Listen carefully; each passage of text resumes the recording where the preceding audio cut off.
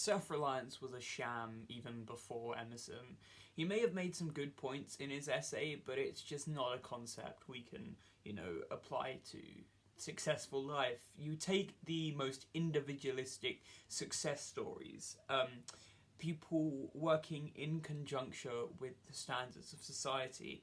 They do not succeed as being entirely dependent on themselves. It's not a one-man pursuit.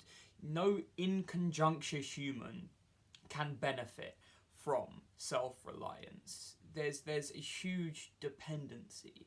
And in these success stories, the one most common thing we see is a guise of self-reliance where it is the person being themselves exclusively succeeding, yes, but it's on the backs of others through an a definite exploitation.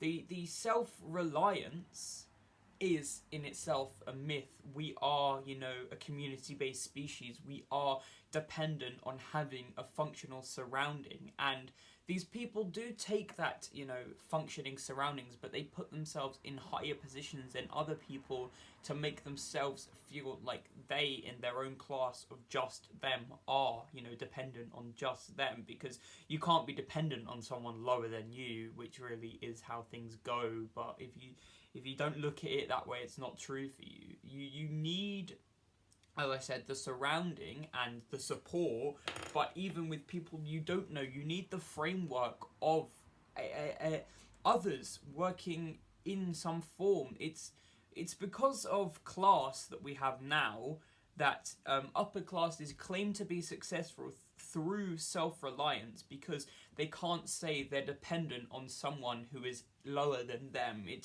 It's bourgeoisie class culture to claim that there's no way the bottom can be attributed to their success, because if they were in any attribute successful, they would be successful in themselves. But it's not. They're producing success for other people. It's just like wage labor, except as a concept more so. We work as a full unit, and the unit is being exploited by people who are claiming to be doing everything themselves. They are, tweaking the system for their benefit, when really it's every man working and building. And the problem is these efforts are going towards individuals and individual success. We could rely on every person, with every person being on equal levels, and we could all succeed as a societal unit. But we can't when we have a class culture, when we have a disparity, when we have people willing to claim that they did everything themselves by hand through their own hard work and graft, when they really built their millions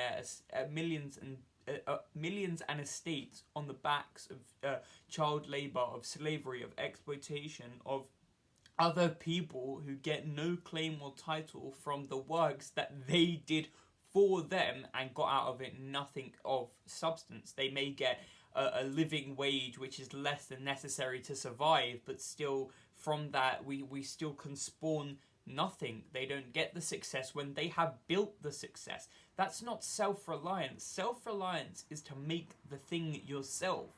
Having the thing just yourself, even when it was made, though you've hid the fact that it was made by other people, is not self-reliance. It's exploitative capitalist success. It's bourgeoisie class culture, which I know I say a lot, but it is very true. It's the way of the world, not in a self-reliant way and not in an intertwined conjuncture way. It's the way of the world in one group being led by another, being pushed down and being used and exploited for a benefit of a select few. That's how the world functions. It doesn't function with in conjunction people being in conjunction with self-reliance. It functions with people using other people for success and calling it their own when it's made by another group of people they oppress and push down. It's an enforcement of oppression. It's a power that must be fought against. It is one root cause of nearly all problems.